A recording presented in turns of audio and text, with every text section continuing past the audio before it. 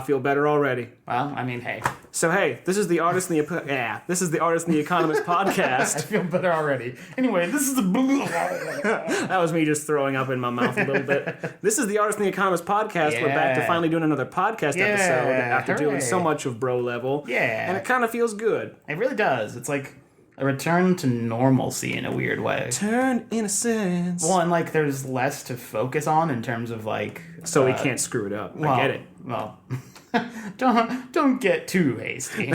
We'll find a way. I just mean there's no like sensory stimulation, you know? Sure. This is more like... Then, like, there's, like, a friggin' car crash outside and strobes lights go off for some reason. Just all, like, focus, damn it. Party bus! Hey, could you help us? Our party bus broke down. Too much fun. Broke down because we were throwing down too hard. I was at a wedding yesterday. Oh, boy. And we were assuming... like that there was some sort of like wedding police. And I was like, you're under arrest for having too much love for one another. I sentence you to life together having too much fun. I'm pretty sure that's how cops get married. Time off for good bad behavior. Time off for upholding the vows. Yeah. I don't know. Something contrived enough to make it so it's funny. Yeah. See, you get it. You get what we were going for. Mm-hmm. It was an interesting wedding. So do we want to jump in and say how we've been doing the past couple weeks? Because it's been a long time since we've done one of these. Sure. All right, you go How first. Have you been doing? Fine. All right. I mean, a lot of it, if you've been watching the Let's Play, quote unquote, that we've been doing, a lot of that comes out there. So You've been doing a lot of writing. I have been doing a lot of writing. A lot of editing, learning to video edit, which has been a fun consequence. Well, that makes it sound negative, but there are positive consequences. It's a very fun, bad thing that happened. It's a very fun sentence. I mean, I got stabbed in the neck, but I also got to go down the water slide. I don't know what situation that would happen in, but... This is the world's most fun, indentured servitude. No, it has been fun and learning. It's like it's cool to pick up a new skill. It totally and is. To play around sort of in a new world and be like, oh, if I can do this thing, then I wonder if I can also do this thing. That's, sort of a corollary to it. So that's been nice. Yeah. Other than that, it's been just a lot of work and trying to stay out of the heat. And It's been unconditionally hot around here. it's ridiculous. It's just awful. Mm-hmm. And I don't have air conditioning. All I've got is this fan. That's on right now. Yes, well, that's been on almost literally nonstop for the last year and a half. Yeah, sounds about right. I like air movement though, is the thing. It becomes a white noise after a while. And even though it's like a quiet, I have a fan in my room, like an actual blowing fan. like oscillator. Yeah, and it's weird because last night was the last cool-ish night that I turned it off, and it's like, this is gonna be weird not hearing this and trying to fall asleep. You could always just keep it on. I know, but I made do. It was fine. But I meant going forward. I didn't think you struggled to fall asleep. I only got 1.25 hours sleep. I could work with that. So fucking, I don't know that you could. Maybe you could for a night. I mean, people pull all-nighters, which really fucking wrecks your body. Yeah. I've just been working out so much more that my body's just kind of like, you need to sleep now. It's like, okay. So, safe to say that's how your last few weeks have been going? Pretty much. I'm trying to get my running schedule up to 4 days a week. Nice. So, I find I work best when it's I do it Monday and Tuesday, and then I'm not going to tell you what time so no one can come stalk me. Sure. And then I do it on Thursday. Could you tell me your exact route, though? Just asking for a friend. You take the 5 all the way up. I run the entire length of Los Angeles because that's where we live, wink. Mm-hmm. And then I turn back around to come home and cry because I ran all of Los Angeles. That would be a run. Yeah. I mean, that would be... I'm prepared to call it decently long. Yeah. So anyway, 4 days a week, give myself a couple breaks, just trying to get a right schedule for body it. needs those. Yeah. So that's just what I've been... It's good to work up to it, too. Yeah. And I've also been drawing a lot more recently. I feel like I'm just kind of in the zone right now, so I'm trying to get a bunch of stuff done. Just call you Britney Spears because you're in the zone? Don't let me into my zone. That's so much better. What did I... I'm sitting here in my zone, playing cards right here in my zone. Bring me a drink, I'm here in my zone. I am 100% playing this game later. I just Googled it. By the way, if anyone's not clear, that's a Kanye West video game. Or it's like a web game, so to speak. God. Yeah. And it's... Back when those were a thing, am I right? It's... Oh, man. It's awesome. It's hard to describe, but worth checking Hey, we'll put a link in the description when we post this thing. Perfect. But we mentioned that we're here to read some new stories we've written, so we want to give the prompts. Oh, yeah. So if you remember last time, we wrote 2 excellent, just riveting, Pulitzer-worthy stories about muffins and muggings. And we wanted to keep that alliteration because alliteration is fun. And it's like weirdly limiting in kind of a creative way, which is nice. Yeah. And we stuck with the letter M in this case, and we went with motorcycles and meteors. Yeah. Yeah, baby. We don't have to tell you how awesome it's going to be because you're going to hear it in a little bit. You definitely are. Unless you're playing that Kanye game. Which I wouldn't blame you. Honestly, if you want to play that for the next couple hours, then come back to this, do not blame you. There's a good chance I'll start playing during my story I'm reading. All right. Good to know. It's like, and by the way, Timmy did this one thing and let me in my zone. What are you doing over there? Like, as soon as the doors opened, don't let me into my zone. Sorry, no, that wasn't the lyric. Shit. Okay, That's not even a lyric. Enough about intro, enough about Kanye. Let's jump right into this. Boom, do it.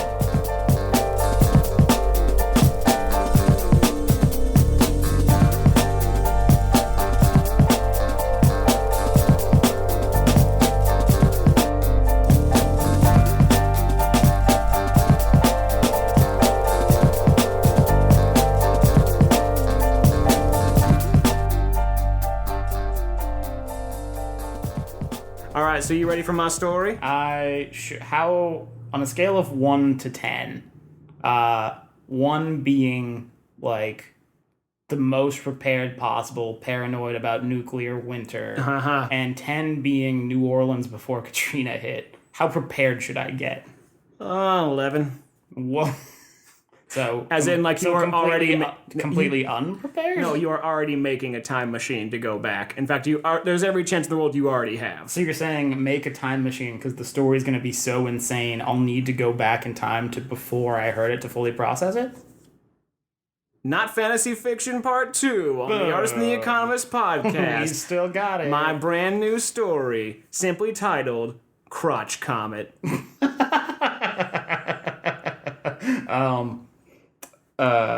I caught a case of that in college. It was real bad. All right. I'm excited. Here we go. Dusk fell across the barren plains of the Mojave Desert. As the horizon was blanketed with a sheet of cool velvet shadow, the neon glow of a ruckus biker bar shimmered in the night like a diamond in the rough. A line of park choppers stretching all the way around the bar led up to the entrance with a sign that read, The Crotch Comet. Duly named for its clientele, mostly consisting of untamed, free-riding wild men, and also because of the massive crater caused by a meteor that crashed behind the bar many years ago. Ooh. Some say that the meteor was a shooting star carrying a wish that never reached its destination. Others say the meteor was actually a shooting star carrying a wish, but the person who wished upon it must have wished for something bad. And not bad meaning bad, but bad meaning bad. From that day forward, the meteor earned the name of Pinocchio's Tear. That's actually pretty good. Well done. I like that. Oh, thank you. I had a lot of fun with this one. All right. With the night still young, a lone Harley rumbles and rolls its way up to the Crotch Comet. The cacophony of laughter, brawling, and all sorts of crazy times being had was dampened against the emptiness of the desert night. Our rider wistfully looks at the sign as they dismount their bike and remove their helmet, because it's cool to be safe. Our mysterious rider makes their way into the bar. You could tell by their cut that whoever this person was meant business. And I know what you're thinking. This cat must be a 1%er, right? Because 99% of bikers are law-abiding citizens, and there must be like a 1% out there, right? Well, this dude had a .05 patch on their cut, so you know exactly who not to fuck with. I'm talking Bad Time City, population 0, because you're already dead the second you cross the county line. With a righteous swagger, our super bad stranger proceeds inside. wide. Ooh, I like this. I like this person already. I feel safe, but at the same time threatened. Yeah, so it's kind of fun because it's like, what's he gonna do? It's sort of like pointing a loaded gun at your face and saying, Do you trust me? yeah. And then it shoots out a flower, and you're like, what kind of weird gunsmith magician are we talking about? Probably a clown. Ew. Well, no, you've seen the Joker shoot his gun with a little flag that says bang, right? Yep. There you go. There you go. Continue. Inside, the crotch comet is exactly the kind of place you think Every it time is. I giggle. I think that's what I wanted. A+. There you go. There was a jukebox that hardly worked, dartboards, vintage beer signs, plenty of booze, and even a few guys that sat around a table playing the game where you stab a knife between your fingers as fast as you can. What's that game called again? Whatever. It's hard as fuck. It is. As the doors swung wide, all eyes turned to our mysterious writer, and the room falls silent. You've got some nerve, a voice calls out from a dimly lit corner. I thought we chased you out of town years ago. A massive figure of a man makes his way to the front of the bar, practically towering over our unwelcome guest. Ooh. That cut doesn't belong to you anymore, missy, he grumbles as he reaches toward our newly established female lead character. She slaps his hand away with a crack, and with the look of daggers in her eyes responds, The only way you're taking little devils away from me is when Satan himself comes back to take me home again. Whoa! That, do you think she rehearsed that before she came in? She was like, I want to dream it was like off the top of the brain. me too, but I just like the idea of her on the bike like, okay, the only way you're gonna get it is if you take it from the devil. No, fuck! Oh. No, there's every chance that there was a time like that in the past, but because she's so hard, she knows exactly what to say. She's 0.5%er, bro. She gets it. She's Nice. working her way up to that 0.4. Oh, God. God dang. Our burly assailant's hand stung as he nervously smirks. Just what I'd expect from our former leader, Ripley Stabbing Sacks. Believe it or not, that is her name. The patrons gasp, and murmurs of Ripley's past exploits fill the air. From what we could gather, Ripley was H to the A-R-D hardcore. Like the time she snuck back into the county jail after escaping just to buy a condom, because it's cool to be safe, just so she could seduce the guard, then break out again, all to give the other sheriff someone to blame when she didn't come back that time. Holy damn. That is a plan and a half. And it is good to be safe, kids. Helmets and helmet for your helmet. Yeah, exactly. All sorts of helmets. Jimmy helmets, head helmets. Did you have a real quick diversion? And I swear I want to get back to it because I love the story. Okay. We watched this video in a health class with Sinbad. Oh no. The comedian. And he was talking to the camera about safe sex. Oh. And he was like, make sure you got a Jimmy hat. And we were all like, Sinbad, we're not going to listen to you. Not after that. Right? How do you take that seriously? He might as well be like, make sure you got a scrote bag. Make sure you got a wang sack. It's like, come on. A wang holster. There you go. See? You can't take it serious. You're not going to be responsible with that. Like, baby, do you got a wang holster? She's like, no. That's what I should have called my bar. The wang holster. Yeah. I don't know. The crotch comment's pretty good. This is too good. Okay. Sorry, continue. All right, let me just try to get And I will try to find that clip. All right. Remind me again why you thought you could lead this gang without me, Todd, Ripley asked, revealing the lame name of our formerly unnamed assailant. We done told you, Rip. We kicked you out of Little Devils on account you was a woman. The patrons gasp again as Todd's meaty finger hangs in front of Ripley's face. Ew. From her appearance, Ripley made it no secret that she was a woman. She had long, well-kempt black hair and wore a black bikini top underneath her leathers and denim jacket, with the sleeves ripped off. That's what a cut means for those who don't know. Dang. See, now we're learning. Be safe and what is a cut. I've learned a lot. She was well-toned muscle-wise, but still petite, standing about 5'4". Her body decorated with cuts and burn scars from a life on the road. Nice. You kicked me out of my gang because I'm a woman? Then how do you explain Paula, Nikki, and Josefina? Ripley asked as she pointed to a table with 3 gang members sat together. Hey, how we identify ourselves is none of your business, they replied. It's really lame that you'd assume something like that of the people, said anonymous gang member in the background. Yeah, we don't tolerate that kind of base assumptions of gender identity. This is a game of compassion and understanding, said another member. Other members cheered in agreement. And for all of you out there listening, you should have done that too. Absolutely. Because education leads to understanding, and the world would be a better off place if we just took a little time to do that. I gotta say... The end. No, I'm kidding. I gotta say, I know. We should turn this into a PSA. We should bring that back, like the after school specials. You're just the master of it. I'm not only learning how to be safe and how to feel confident in myself, yeah. I mean, so to speak, I'm having a great time. It's entertaining. None of the PSAs are entertaining. All right, let's hang on to any more interjections till the very end of the story. I'm sorry. Because right now is when it starts to get cooking. Okay. I'm ready. That's right, Todd chimed in. The second we found out our leader was a cisgendered woman, that didn't mesh well with our perceived image of what biker gangs ought to be. Granted, society instilled that image in our minds, but... It's baby steps, said one of the same anonymous gang members. Thank you, Skeeter, Todd replied politely. This gang is mine, Ripley interjected coldly. Not anymore, said Todd. And I think it's about time we took back that cut of yours. Todd lunges at Ripley, attempting to wrestle her to the ground, but Ripley was too quick and jumped into the air, getting out of harm's way. Coming back down, she delivers a crazy hard heel kick on the top of Todd's dome with a deafening crack, knocking his ass out cold.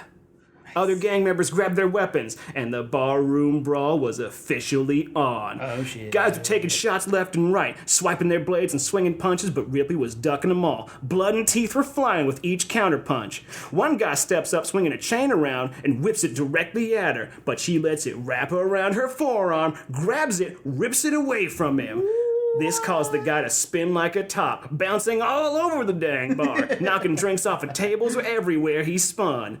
Ripley takes the offensive, laying into a little devil's left and right with punches, kicks, legs broken off of chairs. It was pretty damn brutal. Yeah. She grabbed one guy by the shirt, slams him on top of the bar, and slides him all the way down until he hit his head on the cash register. And you better believe it made a cha-ching sound with a little tab popping up that said, "No sale." Oh, that's how I pictured it.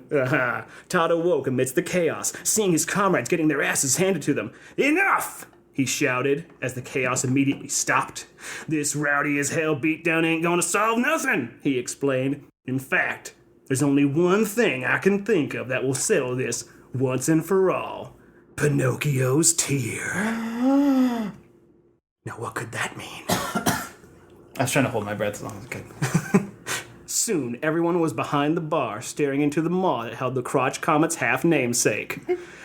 No one has been able to remove the meteor in the middle of this crater, Todd went on to say. No back, no tow truck, no backhoe, no nothing, and nobody. A lot of no's. Very negative guy. Yeah, seriously. Ripley stares at the space rock below in veiled awe. I like writing stuff like this. This is fun. It's nice, right? Sorry, I just had to burp. No, it's fine. You just do you, man. You gotta get out the yips so you can get to the sweet... Dips. I was trying to think of something that rhymed. That was better. Anyway. Right.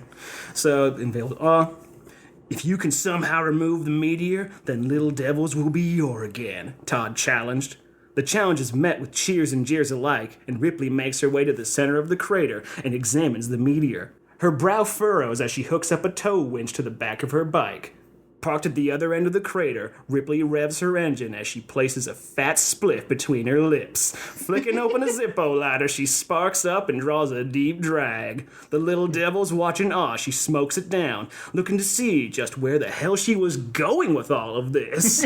Exhaling the last bit of smoke, she turns back to her former gang. Like hell, I gotta prove shit to you. I am Little Devil's bitch. Just then, she kicks off, throwing the flaming lighter back toward the meteor. As she speeds away, the winch is getting dangerously close to the end of its line. Just then, the lighter touches down. The flames light up in a wellspring of natural gas, rocketing the meteor into the sky. Whoa. The remaining gas coursing through the bar and exploding, killing literally everyone.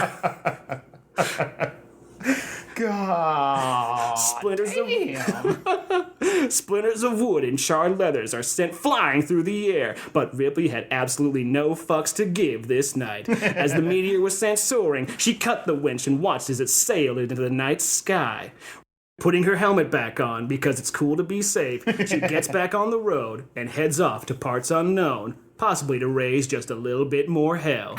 Did some other kid also happen to see what they thought was a shooting star, make a wish on it, but also end up disappointed it didn't come true? I like to think so.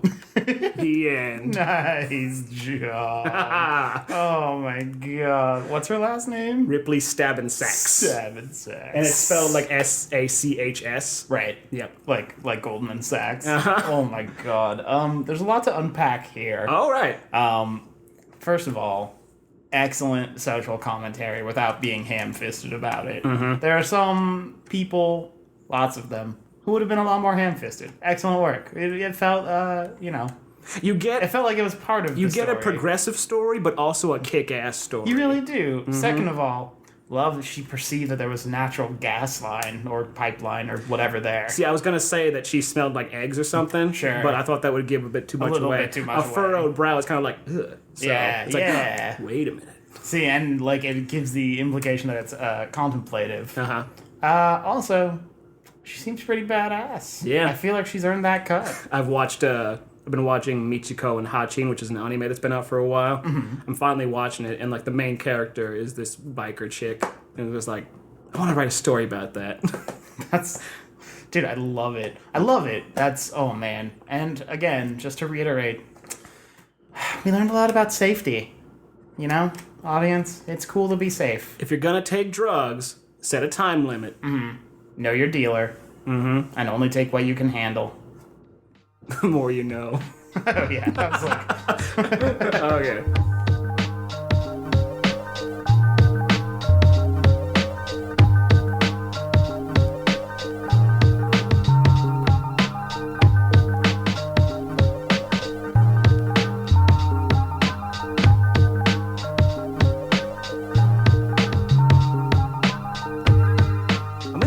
I'm in a dog.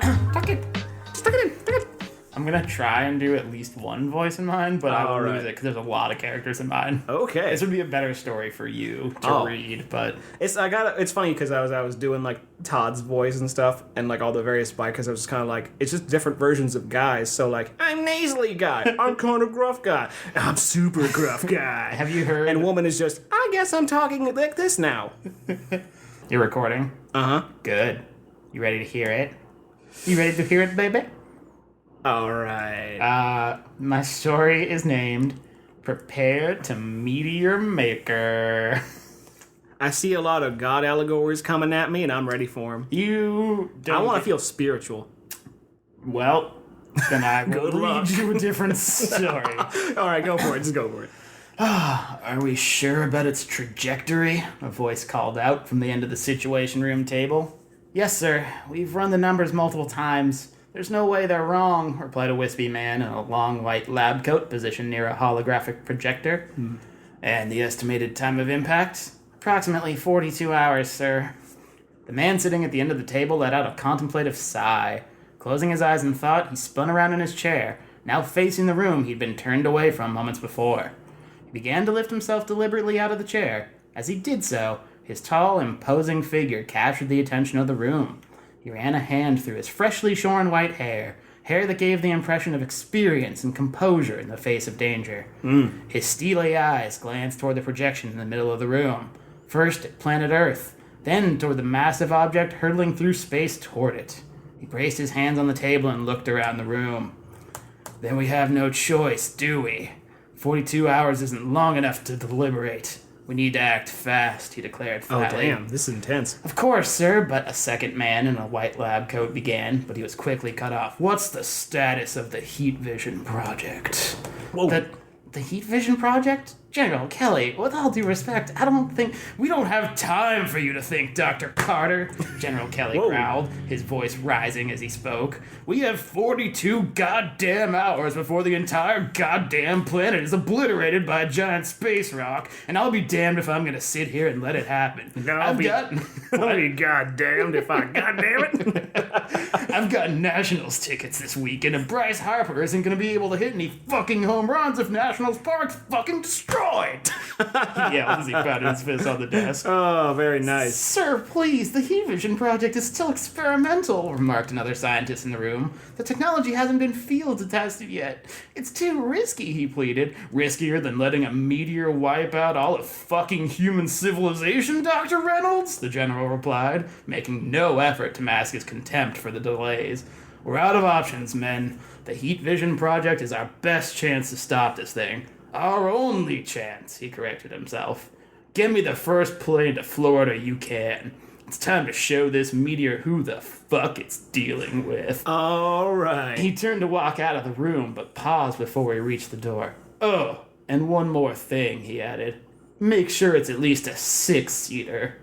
I'm bringing some friends with me. Oh, my God. He smiled as he walked through the sliding doors. All right, I need a break there because I think I know where you're going with this, and I'm instantly into it. Also, I just want to do this a little bit. Move it close. Yeah, good call. That's fine. Go. Now it's calm. We got it. When I heard heat vision, I was like, yeah, you like that? That's a little Easter egg for you. So let's see where this goes. 5 hours later, a jet black Gulfstream G200 was touching down at Merritt Island Airport, a mere 10 miles from Cape Canaveral.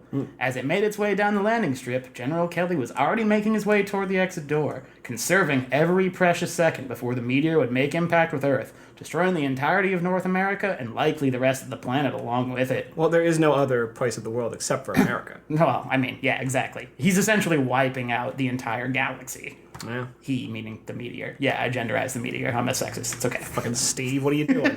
Is he Steve? No. Oh. Well, maybe he is. I actually don't remember. Oh. Okay, then. It's been a while since I read this. As he made his way down the stairs, 5 figures followed closely behind him, marching in a single file line before fanning out when they hit the tarmac. In front of them, a small security detail was already in position, waiting to escort the group's limousine to its eventual destination. An agent opened the door and the group entered the limousine. Before they even had time to get comfortable, it started moving. So, we're all clear on the plan, right? Probed General Kelly, his eyes darting around the limousine's interior. If anyone has any questions, this is sure as shit the time to ask them.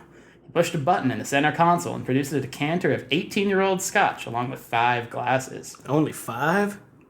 I have a question, said the man directly to General Kelly's left.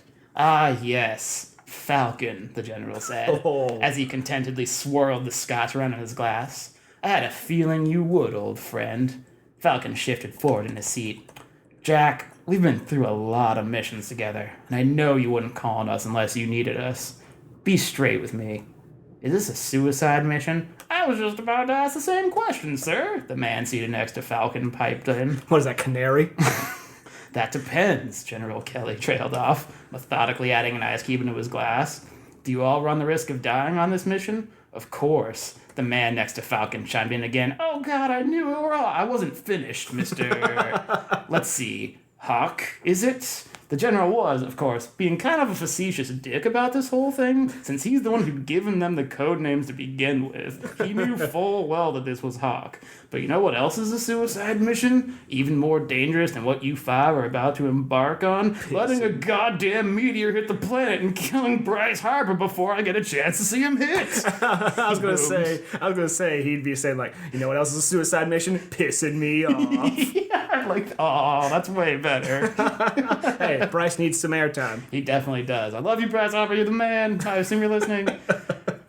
Send this to him when we're done. So yes, I guess you could say it's a suicide mission. Can we run through the details one more time? Spoke the lone woman in the group. We've only got a day and a half left. It's best that we prepare as much as possible. But of course, Miss... Ah, yes, Flamingo, the general offered helpfully. Yeah, hey, also, can we talk about my code name real quick? Why am I Flamingo? Flamingos are lame, Flamingo unlamely asked. Flamingos are the only pink birds out there, and you're the only girl here, Agent. It seemed like a natural match. Yes, but I hate pink. It gives people the impression I'm an effeminate stereotype that's less qualified for the job than these guys. I'm the best pilot here, she pleaded. It's true, Jack, Falcon confirmed. Man, that Falcon is a stand-up guy.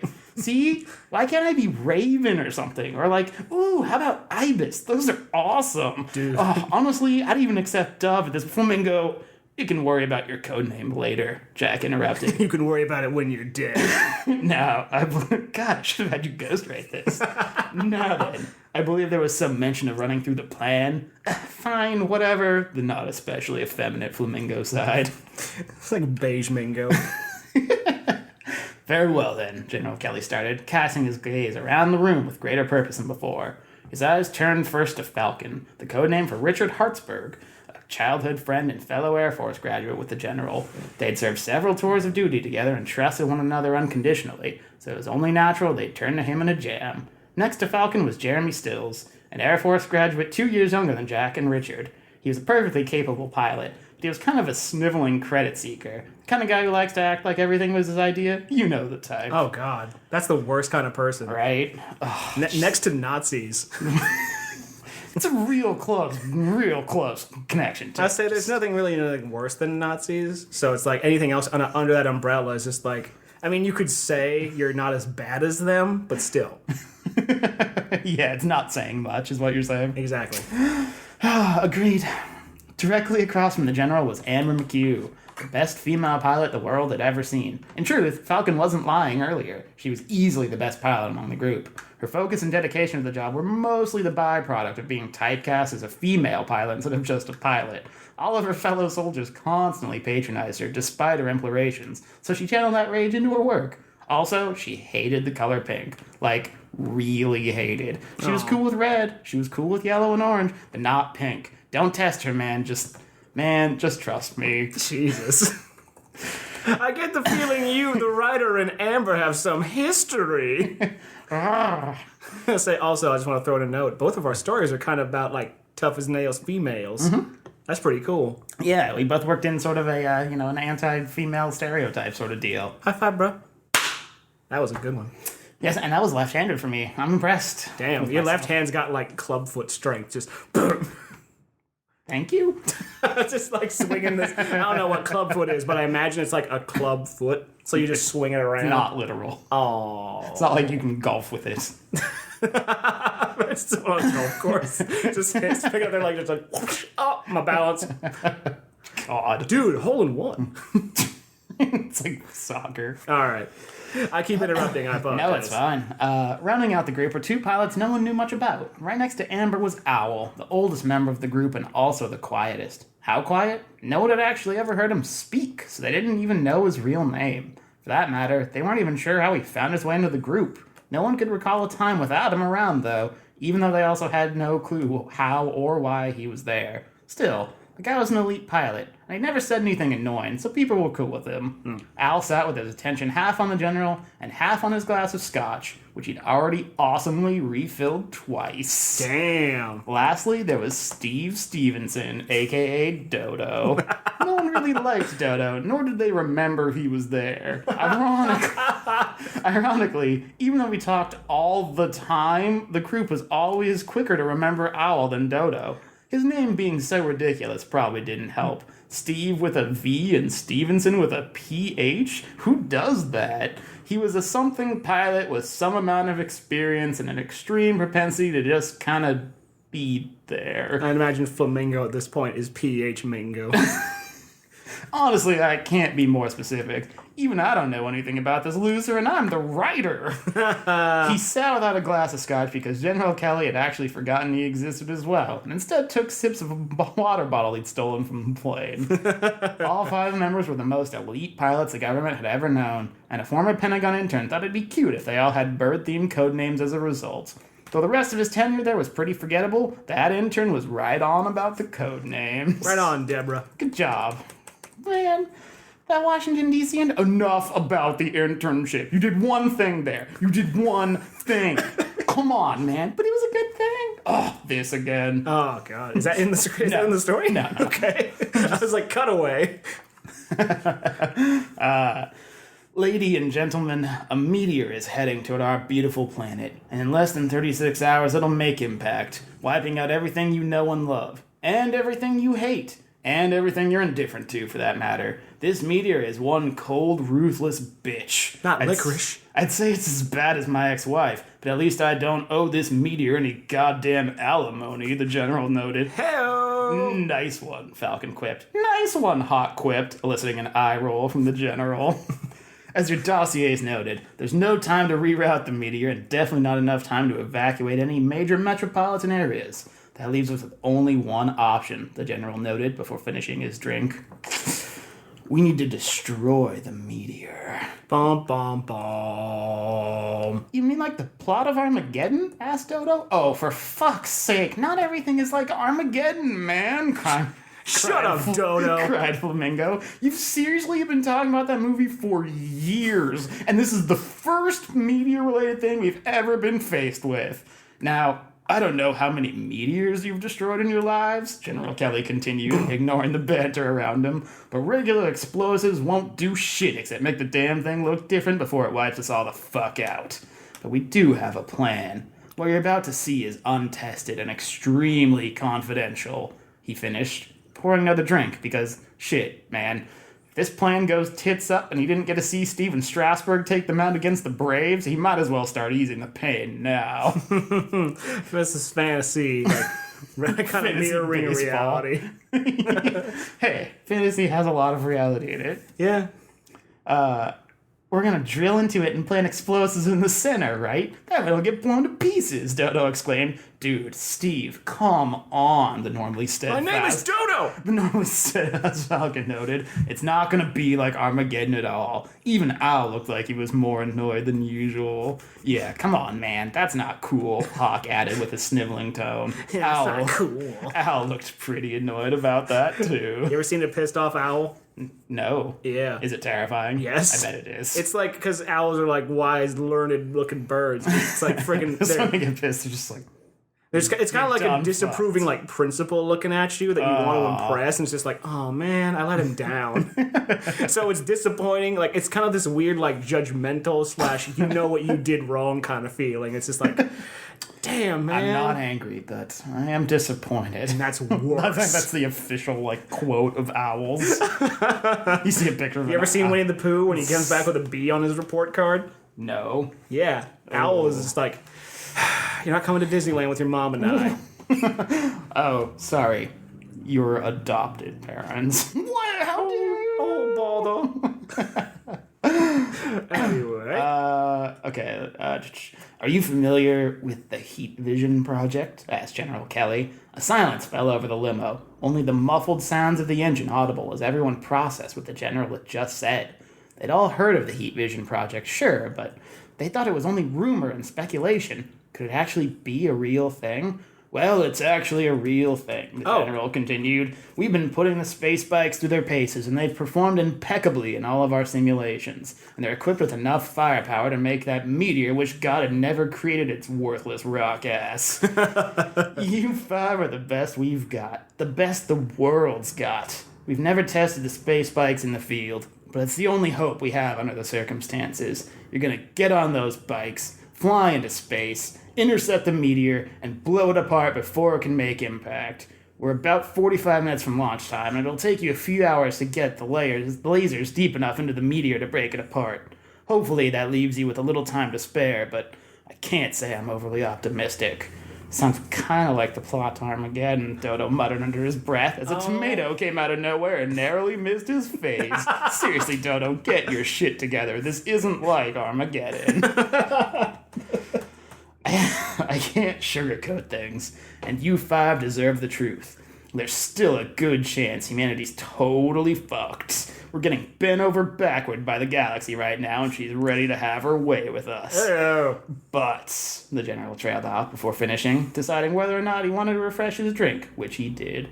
But I told my daughter I'd take her to a Nats game because she loves Bryce Harper, and I managed to call in a few favors to get dugout seats. No, not above the dugout. Right in the fucking thing. She's over the fucking moon excited about it, and the game's in 2 days. If you can't stop that meteor from hitting our planet, it'll be the last of my goddamn worries, since I'm not about to let the most beautiful 10-year-old princess in the world go down because of some fucking space gravel.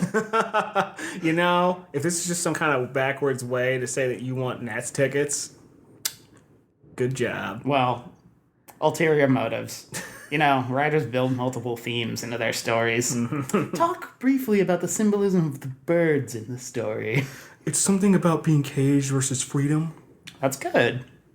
Flying into space, a territory where birds normally don't exist. The artist and you. Let me just do a quick calculation. Why don't we call the blog that? Because we came up with that name. The artist and you. I like that better. The artist and the other guy. No, just the artist and you. Like, as in the royal you, but also me. Oh. See? Moving on. Anyway, with that, the group went silent again until General Kelly broke the silence. Look, we're getting you at the launch site. We'll get you outfitted, give you a chance to familiarize yourself with the space bike, and get you up into space. Wait, isn't Cape Canaveral east of here? Falcon chimed in. We're heading west. Yeah, we're definitely heading west, Hawk annoyingly added.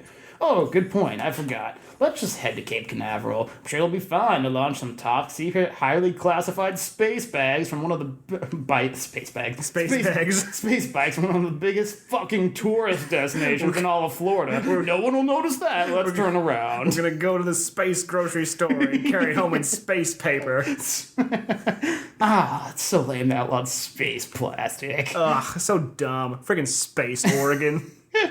No, I like the idea of space United States of Space of America. Like that. Yeah. No, you dick brains. We have a backup site for this mission. With that, the group rode in silence until they reached their destination about 20 minutes later. As the limo crept to a halt, the group made their way out of the doors and did their best to get their bearings. Unlike most launch sites or airfields they'd seen, this one was fairly nondescript. A small mission control tower, a gray, unmarked administrative building, and 5 motorcycles arranged in an orderly line. As they looked around, General Kelly began again. Pilots, welcome to Cape Cocksucker. What the fuck? I was like, it's funny because I'm listening to you say this the whole time, and it's just like reading a damn book until, welcome to Cape Cocksucker. I'm like, whoa! Unlike the esteemed Cape Canaveral, Cape Cocksucker was a relatively unknown entity. Relatively. In fact, it was technically a CIA black site, even though it was visible from Highway 95 and only about a mile away from a Publix. It had been dedicated in honor of E. Waldorf Copernicus Cocksucker, a local philanthropist and entrepreneur that helped develop Florida's molasses industry. What? Before he drowned in a tragic but somewhat hilarious molasses accident, Mr. Cocksucker had left a massive tract of farmland to the state in his will, on the condition that they use it for the advancement and betterment of human society. The fact that they turned it into a CIA black site for secret space missions, though sketchy, technically qualified. Yeah. You mean to tell me those are our bikes? And we'll be taking off from Cape Cocksucker? Dodo inquired. That's the plan, Dodo. Unless you have a better idea? General Kelly asked rhetorically. But how will we know how to get to the meteor? We didn't even know Cape Cocksucker existed, Dodo countered. You can just say the launch pad, man. You don't have to say the full name every time, Falcon noted. Okay, wait. I can just imagine this entire time he's just kind of like, it's a giant rock in space, you'll see it. Yeah, right, that's the other thing. It's like, why would you ask? There's nothing really moving in space, so you can find it. Especially when it's 36 hours from impact, like, yeah. Oh, there it is. There. How am I ever going to find? Oh, there they are. We've programmed your space bikes to head straight toward the meteor. You'll have manual control of your lasers, but the bike will project your targets onto the surface of the meteor once they're within range. Now then, we should get you prepped for launch. Notice that each of your bike has a different design, so you'll know who's who once you're in orbit. Oh, God. Falcon, you'll be red, the general finished. Nice, Jack. Just like our old times, Falcon smirked. Exactly. Hawk, you'll be yellow, he continued. Sweet. It's like the closest thing to red besides red, Hawk declared proudly. And besides orange, Flamingo said dryly. Yeah. Glad you mentioned orange, the general said with an uncharacteristic excitement. That orange bike over there belongs to you. Before he could finish, Falcon started making her way over toward the bike. To you, Owl. Owl nodded and turned toward his bike. A sense of dread came over Flamingo. Oh no, don't tell me. Miss McHugh, your bike is the bright pink one over there, with the bright pink helmet, jacket, and gloves. We wanted you to feel right at home among all these military boys, the general noted proudly. Oh, for fuck's sake, Flamingo lamented. Not even like a pink-white thing, just full pink. Like friggin' Huffy. Everyone else is a color and white. She just gets full pink. Oh my god. So patronizing. And her friggin' uniform has a skirt on it like a fucking Power Ranger. It's not that bad. Oh. It's still a bike, okay? You still gotta be safe. No. We learned that from you. I learned it by watching you. About 2 seconds ago. It's me, sir. Steve. Yes, I forgot you were there. That tiny moped on the far right is our test bike. The one we use to build the rest of the prototypes. You can take that one. But it's all white? Don't I get a cool color? Dodo countered. Oh, sorry, is white not a color anymore? Tell you what, let's get you a new one. Really pretty gold one, too. It should only take another 72 hours or so I can't see any reason why that'd be a big deal, right? I mean, what could possibly happen between then and now? Oh, right. The entire fucking planet's gonna be destroyed. Get to your goddamn scooter, bitch. Man, Jesus. General Kelly was really not a fan of Dodo, and that made 2 of us. The crew spent the next 15 minutes getting debriefed. This is a long story, by the way. Yeah, it is. The crew spent the next 15 minutes getting debriefed about the space bikes and how to operate them, how to navigate, how to use the lasers, and how to get back home once they'd successfully completed their mission.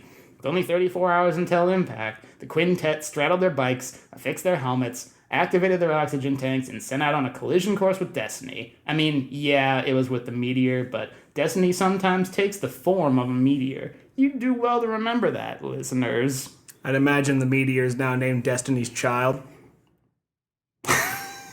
Whoa. I like that. I'm a survivor, not gonna give up. That's like the theme song the meteor plays to itself. It's got a speaker. The riders broke through the stratosphere en route to their meteor destiny, and it was only a few hours before they spotted it on the horizon. Looking around at each other and nodding silently, they activated their lasers and set out to save their planet. Falcon moved into position first, blasting away at a section heavily littered with craters. The other 4 followed suit, and within minutes it was clear they were making progress. Maybe, just maybe, they were gonna be able to pull this thing off. Damn. Suddenly, a voice spoke out to the group via their helmet communication sets. I hope you didn't think you were gonna be able to pull this thing off, Earth trash. It taunted as they looked up in time to see something they truly hadn't expected. A group of 5 alien doppelgangers riding similar-looking bikes. Oh my god. Okay, I thought we were going to like just crazy Armageddon haha ripoff town, but now we're in Space Clone Town? Mm-hmm. Oh man. Yeah, the game just changed. Did you feel it? I'm in a shamalama-longa-ding-dong coma. Because holy damn, that twist was out of nowhere. I'm gonna wake you up from it just so I can throw you back in it, bitch. That's the twist noise, I bet. Anyway, continue, please. Fairly easy to tell that they were doppelgangers because all 5 alien beings looked fairly similar to the Earth group, only with thick mustaches. Their bikes, which were curiously all color-inverted versions of the Earth bikes, also had thinner, wispier mustaches near the front headlight. It was pretty surreal, but then again, this story is already about a massive meteor being blown apart by space lasers. There's really no turning back for us at this point. I mean, they're Earth lasers that went to space. Who are you? Demanded Falcon, as Hawk echoed him mere seconds afterward. Ugh, what a tool Hawk is. Who we are is none of your concern, fools, the alien leader replied. It's what we want that matters. We're here to stop you from stopping this meteor. Yeah, said the alien version of Hawk, which still sounded a bit like an echo of alien Falcon sentiments, just not literally. Seriously, Earth Hawk, you are the fucking worst. God, we got Steve, we got Hawk, damn. What? Why is it going to destroy our entire planet? Pleaded the independent and leaderly Flamingo. Precisely, her doppelganger replied. We sent this meteor toward your pathetic planet on purpose. It's the destiny of our species, she added. Nice pink bike, though. I really like that color, she finished. Oh. Son of a... I hate this pink bike. I had no say in this. Why do people think that I like pink shit just because I'm a girl, Flamingo lamented. Gender stereotypes are the worst, am I right? It's cool to be understanding. We sent that meteor to Earth to wipe out your pathetic planet and to make a crater so large it would become the best water park in the galaxy. Oh, hell yeah. Maybe even the universe, Alien Falcon noted proudly. As he did, the 5 aliens all fist-pumped wildly. Woo! I'd imagine they're doing the Arsenio, like, woo, woo, woo, woo, woo. You won't get away with. Wait, what? Seriously? Dodo asked. Yes, there are no other water parks in the galaxy. It's a real bummer, actually, said the alien version of Owl, who, unlike the Earth version, did speak, but only when he felt like he had something to say. Alien Owl wasn't super big on small talk. If not for the whole complicit in a plan to destroy Earth thing, he actually seemed like he'd be a pretty cool guy. Yeah, how about that? Well, except for serious splashing, but that's really gone downhill in the last few years, Alien Hawk noted. Wait. Serious meaning like the star. Oh. God, and the price increases? Don't even get me started, said Alien Flamingo. Guys, remember when Andromorama's video galaxy used to go? Man, that was the best, Alien Dodo noted. Oh shit, I forgot about that, Alien Falcon, his face beaming beneath his helmet. God, being a 3790s kid was great, he correctly noted. Dude, this is going completely insane. As the 5 kept... Yeah, I wrote this over the course of like 2 weeks, and I was like, it's not done yet. It's not done yet. Okay. As the 5 kept reminiscing about how great things were on their planet back when they were growing up, the 5 Earth heroes looked around at one another with uncertainty in their eyes. What had once looked like it could be a tense showdown of epic proportions, a literal battle to save the planet and all who lived on it, was now being entirely sidetracked by a conversation they couldn't even really participate in. It was only another few moments before Falcon spoke up. Guys, should we just blow up the meteor now? It seems like they're not going to stop doing this for a while, he suggested. My God. The 5 nodded and resumed firing their lasers at the meteor, breaking it apart as their doppelgangers began a long, spirited debate about which of their favorite superheroes would win in a fight, finding themselves so lost in the debate that they lost track of the Earth group entirely. It was only once the meteor had been successfully blown apart that they were able to snap out of it and begin processing what they were seeing. Hey, what the hell, guys? Let me try that again. Hey, what the hell, guys? That's better. That's how you talk. What the hell, guys? Alien Falcon. That's like a SassBot way to say it. What the hell, guys? Speaking of SassBot, tie-ins. Alien Falcon cried out. he said tie-ins. We were supposed to stop you. As he spoke, the meteor continued to break apart into millions of tinier, less deadly rocks. Many of those rocks still entered Earth's atmosphere and went on to kill people, but given the circumstances, it was still a pretty smart decision by the group. The needs of the many outweigh the needs of the one and shit. And shit. And so it's not a direct quote. So I get it. Yeah. Do you realize how long it took us to plan this? It'll take us another 3 hours to find a meteor that big, Al's doppelganger noted. The real Al looked unfazed and produced a space flask full of more scotch and quickly slipped a straw into it. How does he drink it in space? That guy is super cool. How does he drink it in space? Yeah, exactly. No one knows. Wow. Just looking at liquor just like gets him drunk. Maybe we'll cover it. We won't. Oh. I just want to make note. He's cool enough. I just want to make note that you winked at me when you said that, and I was like expecting, like, we will. Oh, yeah, we don't. All right. That doesn't seem like really that long of a time, Dodo noted. Pipe down, Dodo. I'll handle this. Flamingo chided. That doesn't really seem like that long of a time, actually, she finished, coming to the same conclusion, but feeling like it was an entirely independent thought because Dodo sucked so hard. It only took you 3 hours to find this meteor and send it on its way to Earth? Man, if you'd planned this even like 4 years ago, we'd have been totally boned, she exclaimed, the relief in her voice palpable. We'll be back for you, and next time we won't spend all of our time reminiscing about how great the 90s were, no matter how much we like space dunkaroos, her doppelganger promised. Aw, man, those were super good, though. Did you guys like the Venetian vanilla or the cosmic chocolate dip the best? The alien hawk replied. I always did both, Alien Dodo and Falcon said at the same time. I was a big fan of Blue Star Butterscotch. Gross. Black Hole Butterscotch. Ooh. If I'd remembered that existed, I would have thrown that in there. Is, eh? Being a 3990s kid, 37 right? 90s. 37 90s. Come on, they're not cavemen. Being together with their friggin' like paste Dunkaroos. I always did both, Alien Dodo and Falcon said at the same time, looking at each other and sharing a quick laugh because it was a pretty funny coincidence. Aw, that's awesome, Alien Falcon said with a contented sigh. You know what we should totally do when we get back? We should, fuck the meteor, right. Anyway, we gotta get another meteor, and next time you four won't be so lucky. There's 5 of Earth, Dodo said before even getting cut off. Wait, shouted Falcon, with Hawk echoing him right away. Flamingo fired a laser at him out of annoyance as Al continued sipping scotch. Look, if you want to make a water park so bad, why don't you go hit Mars with a meteor, Falcon asked. We're born yesterday? There's no water on Mars, everyone knows that. One of the aliens I don't care to pick from counters. Oh no, but there totally is though. We have a rover up there and everything. He's all like, oh man, there's so much water up here, but it's like trapped beneath the surface. If only some big excavation project could happen, we could totally live here and maybe build a sweet water park. I'm just saying, if it's something you guys wanted to consider, it's kind of a win-win for us, right? His teammates nodded their head in agreement.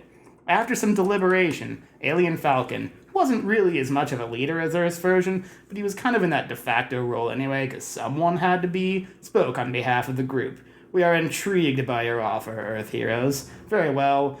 Let us ask the pink one. As a member of the fairest sex, it is our understanding that you are incapable of lying, he finished. For the last fucking time, Flamingo began, before Al cut her off. Dude, shut up. You're an amazing pilot, and we all respect you. Just roll with it. We're so close to getting out of this and saving the planet, he reminded her.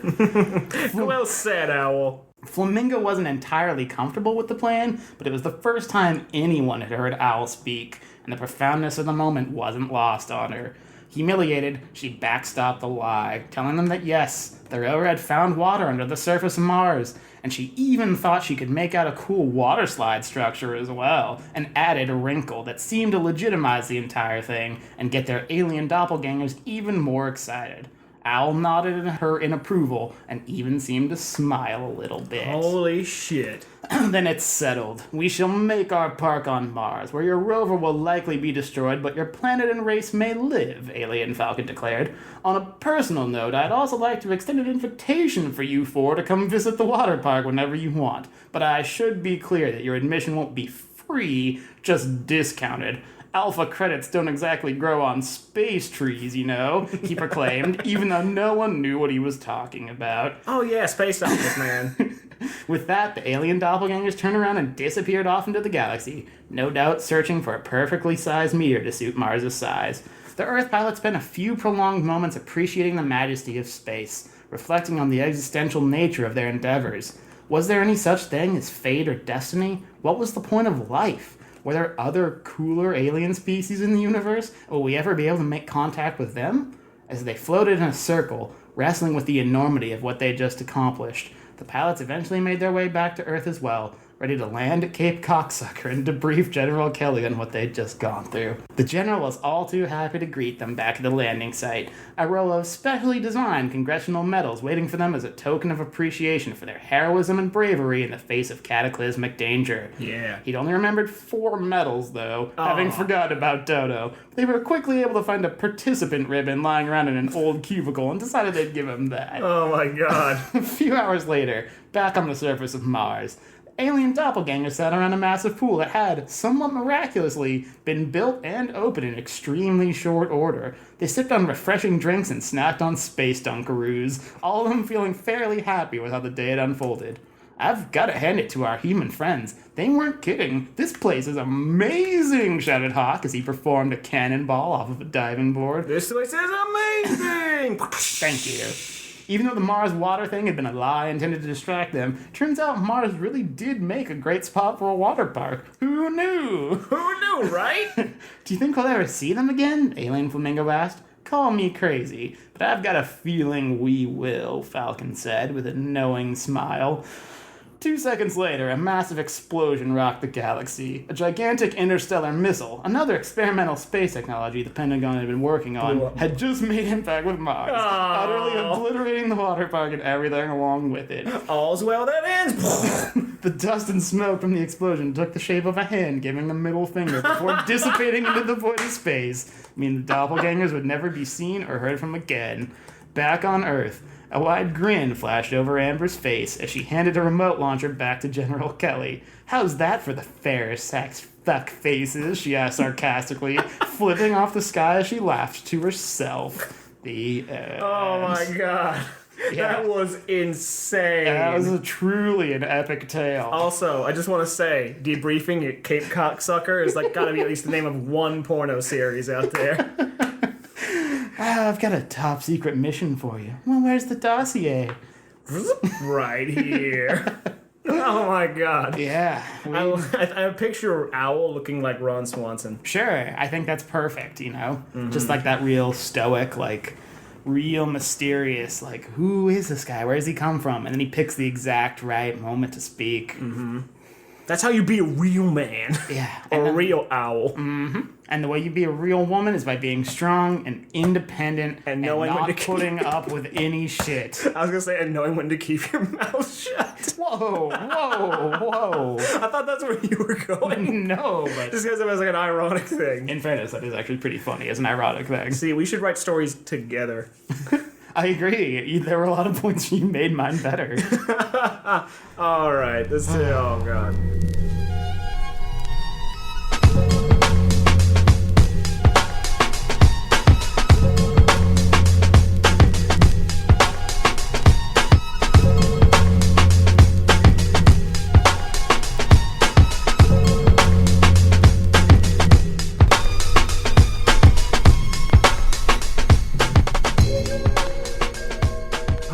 Oh man, I think this was another successful attempt at story writing. I hope so. I hope you liked mine. Yeah, it's funny because I'm already analyzing our styles of writing. Yours was more of like an actual ongoing thing, whereas mine was just kind of like a moment in time. Right. Also, I kind of like how mine was the opposite of the first story I wrote. In what way? In the fact that like in the Juggalo muffin mugging story.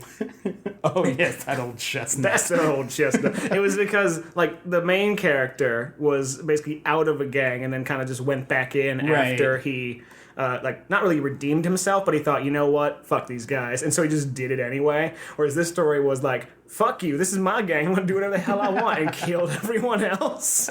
That is true, actually, now you mention it. They both involve, like, some form of, like, camaraderie and some type of giant like massacre. Pretty much. It Shouldn't everything in I think life. that's my style right there. Camaraderie and massacres. There you go, there's some new 2 prompts. They, You're like, yeah. I'm gonna do it anyway. That's no. Brotherhood and beatdowns.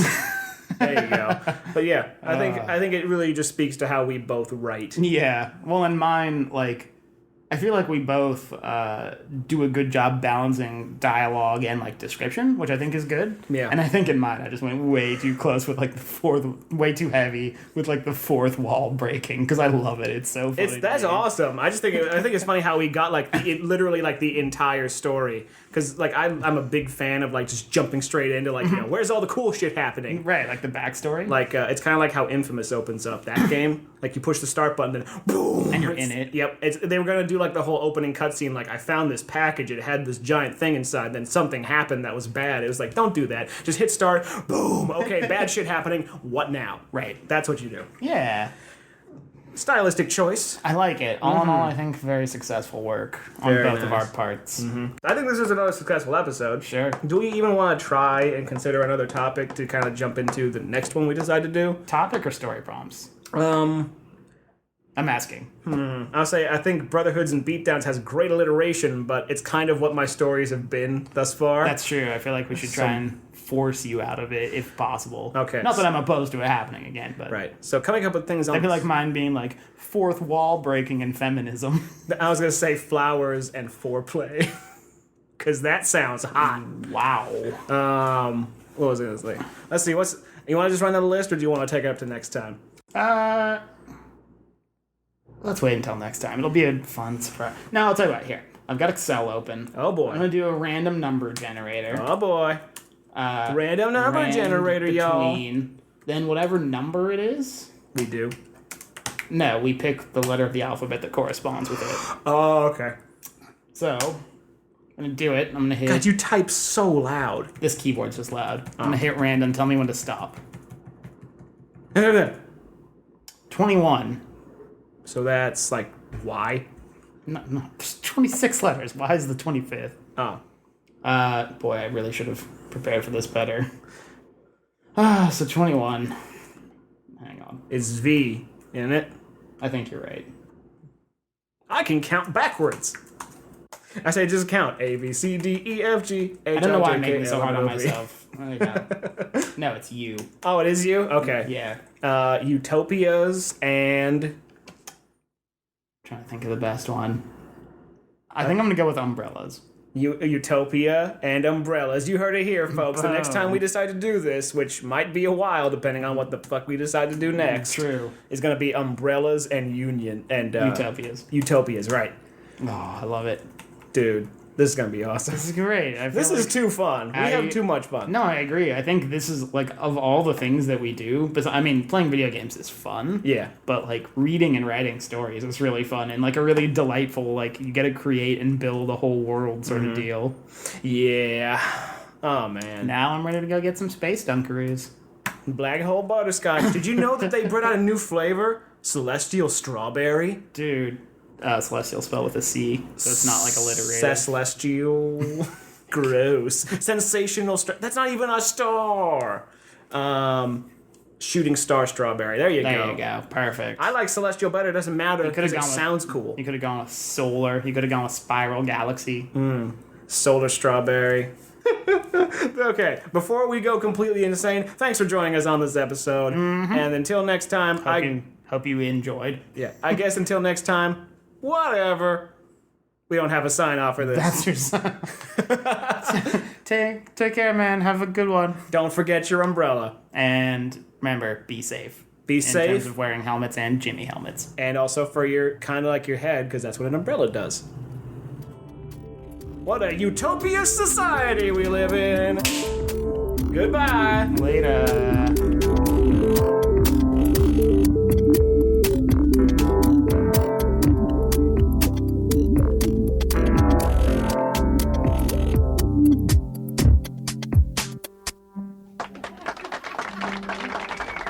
Punks thought they were dealing with amateurs.